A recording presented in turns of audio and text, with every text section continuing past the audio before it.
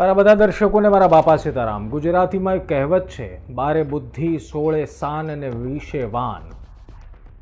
બાળક છોકરું 16 વર્ષનું થાય ને એટલે અક્કલ આવવા મળે, આ કહેવત પ્રમાણે. પણ આ ગુજરાત સરકારની 16 ઘટનાઓ તમને ગણાવું ને તેમ છતાં શાન ન આવી હોય એ પુરવાર પણ કરી દઉં. સાહેબ, એક ઘટના હોય ને એક તો કદાચ કોઈ માની લે કે ભાઈ કંઈક થઈ ગયું હશે. રોજ કંઈક ને કોઈક તેકડમ, રોજ કોઈક ને કોઈક ટેક્સે ભરવાનો અને જીવે આપવાનો નિયમ થઈ ગયો છે. અને બ્રિજ તૂટવાની વાત ગુજરાતમાં સામાન્ય થતી જઈ રહી છે. અને તમારે છેલ્લે ટીવીમાં બેઠા બેઠા, મોબાઈલમાં સોફેના ખૂણે બેઠા બેઠા એટલું જ સાંભળવાનું છે, આટલા લાખની સહાયના અમે તપાસના આદેશ આપ્યા છે. એ આદેશ ક્યાં આપ્યા, કોને આપ્યા, પછી હું છું, બધું ભૂલી જવાનું તમારે. તમે નહીં ભૂલો તો આ ભૂલવાડી દેશે. આ બધા એક્સપર્ટ છે એમાં. તમને આજે હું 16 ઘટનાઓ ગુજરાતની ગણાવું કે 16 ઘટના બાદ, એ સાંભળ્યા બાદ, એ જોયા બાદ કોઈ પણ સરકાર હોય એને શાન આવી જવું જોઈએ, પણ આ સરકારને આવ્યું નથી. અને પછી આપણે સવાલ એવા પૂછીએ, જવાબદાર કોણ? તમે જ જવાબદાર છો, સરકાર જ જવાબદાર છે. આપ નિષ્કર્ષ જોઈ રહ્યા છો. મારું નામ નિશિત રાજ્યગુરુ છે.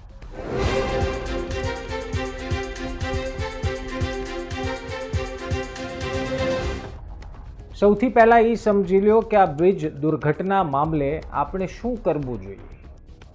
શું આપણે 3 તાળીનું સન્માન આપવું જોઈએ? શું આપણે ફરી એક વખત એ વિચાર કરવો જોઈએ કે ગુજરાત કેટલું વિકસિત છે? શું આપણે ફરી એક વખત એ વિચાર કરવાનો કે ગુજરાત મોડલની કોપી દેશભરમાં થઈ રહી છે? કે પછી આપણે એ વિચાર કરવાનો કે બ્રિજ ઉપરથી તમે તમારું ફટફટિયું લઈને નીકળો તો ઓલી બાજુ પહોંચશો કે નહીં, એ વિચાર કરતા રહેવા. ગુણવત્તા ભૂલી જાઓ, એનો લાઈફ સ્પાન એટલે કે કેટલા વર્ષ હાલશે એ ભૂલી જવાનું. તમારે બીકમાં રહેવાનું. તમને જો બીક ન લાગતી હોય તો વધુ 1-2 બ્રિજ ખખડધજ હાલતમાં ગુજરાતના ક્યાંક ખૂણે છે, વહેલા મોડા કકડભૂસ થઈ જાય એની રાહ જોવાની. આ સરકારના પેટનું પાણી હલ્યું હોત તો 23માંથી 1 સ્પાન એવા શબ્દો ન આવ્યા હોત.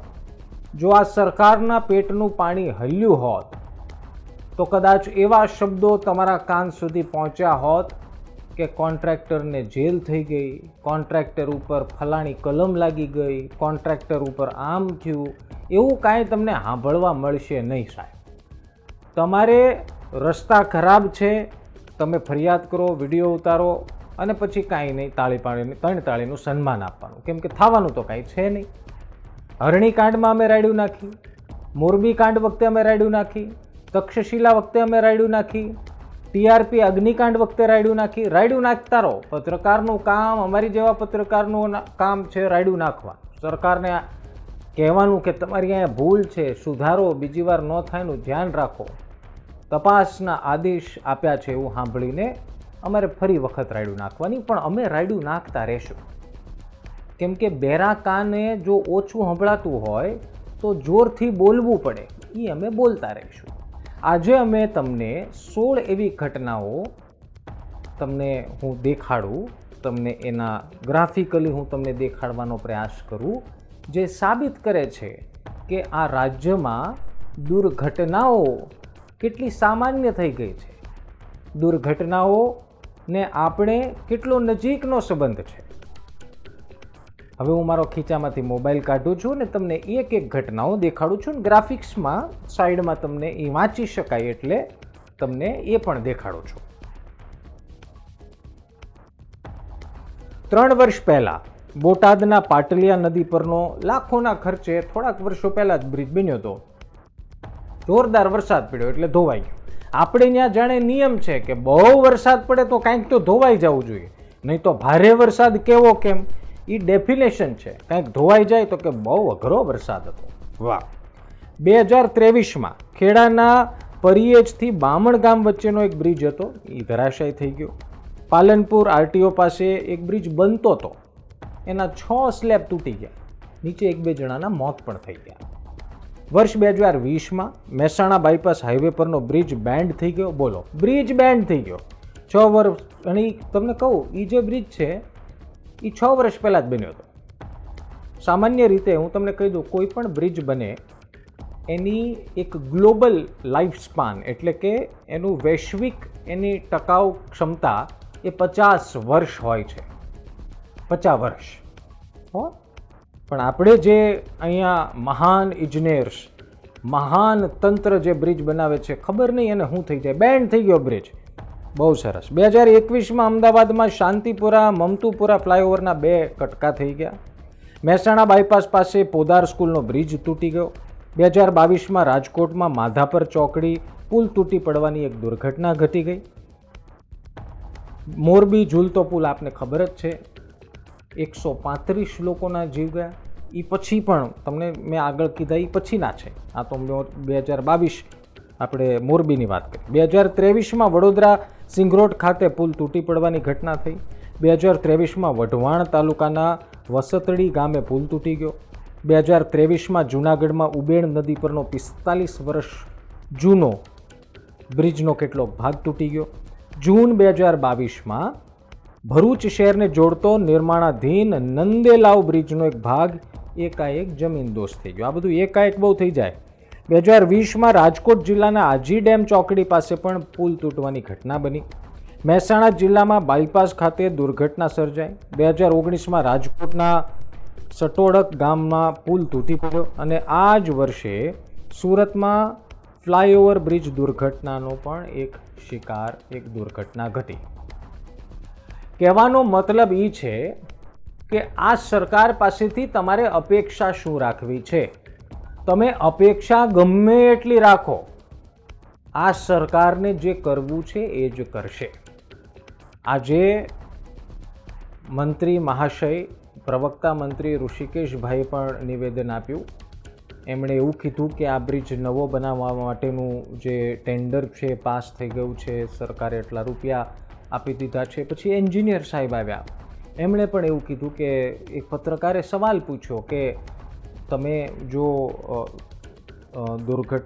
ખખડધજ જે બ્રિજ છે એનું એક લિસ્ટ બનાવ્યું હતું, તો એ લિસ્ટમાં આ બ્રિજ કેમ નહોતો, ગંભીરા બ્રિજ? તો કે ત્યાં તો કામ પૂરું થઈ ગયું હતું. બોલો, હવે કેવું કામ કર્યું હશે?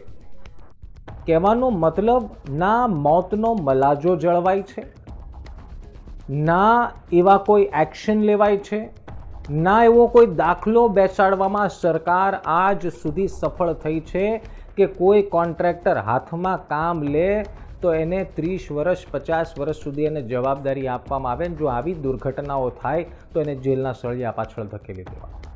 પણ એવું કશું જ નહીં થાય, કેમ કે તમારી પાસે તમારા કાન સુધી આ બધા મંત્રીઓ, આ બધા નેતાઓના એવા ટેકનિકલ જવાબો આવશે કે ફલાણો સ્પાન તૂટી ગયો અને ફલાણું તૂટી ગયું, જેમાં તમને મને કાંઈ ખબર નહીં પડે. સિવિલ એન્જિનિયર હોય એની વિડીયો જોતા હોય તેને ખબર પડે, બાકી તમને મને સાધારણ વ્યક્તિને કાંઈ ખબર પડે નહીં.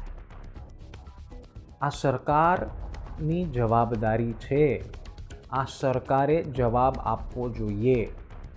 સરકાર એવું કહીને છટકી ન શકે કે અમે આમાં આમ કર્યું હતું, અમે આવું કરવાના હતા. મૂળ સવાલ એ છે કે તૂટ્યો કેમ? તૂટવો જ ન જોઈએ. મૂળ વાત તો એ છે ને, તૂટ્યા પછીનું વિશ્લેષણ નથી સાંભળવું. તૂટ્યો કેમ એનું કારણ અને એની જવાબદેહી કોની, એ તો નક્કી કરી લો સાહેબ. એ તો કહી દો, નામ સાથે કહી દો કે આ મંત્રી, આ નેતા, આ કોન્ટ્રાક્ટર, આ સુપરવાઇઝર. તપાસ કરીશું. તમે એક બ્રિજ દુર્ઘટનાનો, કેમ કે જો ટીઆરપી અગ્નિકાંડ હોય, મોરબી હોય, જેમાં આટલા લોકોના મોત થયા, એ બાદ મીડિયાનું પ્રેશર વધ્યું, મીડિયાના સવાલોનું પ્રેશર વધ્યું, તો ધીરે ધીરે બધું બહાર આવ્યું. પણ નાની નાની મેં તમને જે ઘટનાઓ ગણાવી કે પુલનો ભાગ તૂટી ગયો, જેમાં એક વ્યક્તિ ઇજાગ્રસ્ત થયો, 2 વ્યક્તિના મોત થયા, આમાં તપાસના આદેશ આપ્યા હતા. ક્યાં છે તપાસ? કહેવાનો મતલબ, આજે આ ઘટના થઈ છે, કાલે તમે ફરી ભૂલી જશો. ફરી એક આવી દુર્ઘટના થશે, ફરી અમે રાડો નાખીશું, ફરી અમે સવાલ પૂછીશું, ફરી અમે સરકાર ઉપર આંગળી ચીંધીશું આવી દુર્ઘટનાઓને લઈ. ફરી તમે સાંભળશો, તમને વિડીયો સારો લાગશે, તમે કદાચ લાઈક પણ ભૂલથી કરી દો, કમેન્ટ પણ ભૂલથી કરી દો, પણ 3 મહિના પછી તમારી આસપાસ એવી ઘટનાઓ ઘટશે કે તમે આ ઘટના ભૂલી જશો. અને મારું એ જ કામ છે કે હું તમને એ ઘટના યાદ કરાવતો રહું, જેથી તમને ખબર પડે કે આપણા ગુજરાતને, જે વિકસિત ગુજરાત આપણે કહીએ છીએ, એમાં આવી ઘટનાઓ છાશવારે થાય છે. તમારું જે કંઈ પણ માનવું હોય એ કમેન્ટ કરજો. તમને જે ઠીક લાગે એ લાઈક કરો, કમેન્ટ કરો, ન કરો તો પણ વાંધો નહીં. પણ એક જ વિનંતી છે કે ભૂલતા નહીં. જે પરિવારે પોતાના વાલસોયા ગંભીરા બ્રિજની દુર્ઘટનામાં ગુમાવ્યા છે, એની માટે પ્રાર્થના તો જરૂર કરજો. સાથોસાથ એ પણ પ્રાર્થના કરજો કે કદાચ તમારી આસપાસ આવું કોઈ ન થઈ જાય, અથવા તો થવા ન દેવું હોય તો અવાજ ઉઠાવતા થઈ જાય, સવાલ પૂછતા થઈ જાઓ તમારા નેતાઓને, તમારા વિસ્તારના નેતાઓને. ઘણા કહેશે કે હાઈવેનો બ્રિજ છે, ત્યાં સવાલ કેમ પૂછવો? થોડા દિવસ પહેલાં જ એક જાગૃત નાગરિકે વિડીયો બનાવી અને ટેલિફોન કર્યો તો મંત્રીને. કહેવાનો મતલબ એ છે કે આપણે જો એવું જ વિચારતા રહીશું કે મારે શું લેવા દેવા, હું તો જો આ નીકળી ગયો, પહોંચી ગયો ગંતવ્ય સ્થાને, તો મારે શું લેવા દેવા, એવું કરતા રહીશું તો અફસોસ જ કરતા રહીશું. ફરી મળીશું નવા વિડીયો સાથે. બાપા સાહેબ.